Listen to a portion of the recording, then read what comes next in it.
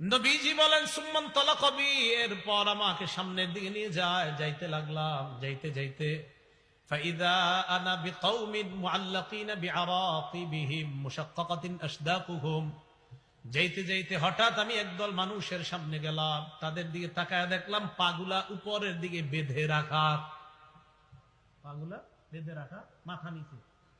আর কি দেখেন? পা উপরে মাথা নিচে।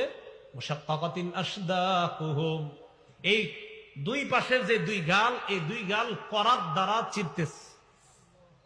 উপরে পাগুলা, নিচে ঝুলন্ত, তো এইভাবে আপনার গাল ছিড়তেছে।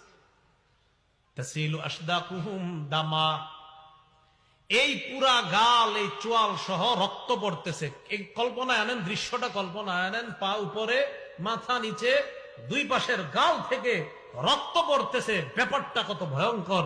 রাসূল বলেন, আমি বললাম এগুলা কারা, কার সামনে আমি আসলাম? মান হাউলা? ফেরেশতারা জবাব দিলেন, আল্লাযীনা ইফতিরুনা ক্বাবলা তাহিল্লাতি সাওমিহিম। হুজুর, এরা তারা যারা ইফতারির সময় হওয়ার আগেই ইচ্ছাকৃত ভাবে রোজা ভেঙে ফেলে, এরা তারা। আর যারা রোজা রাখে না, তাদের অবস্থা তো আরো ভয়ঙ্কর। রাসূল বলেন, একদল হুজুর ইচ্ছাকৃত ভাবে রোজার সাথে তামাশা করে, ইচ্ছা করে রাখবে, মন চায় আমি রাখবো, মন চায় রাখবো না, ইচ্ছা করে যারা ভেঙে ফেলে,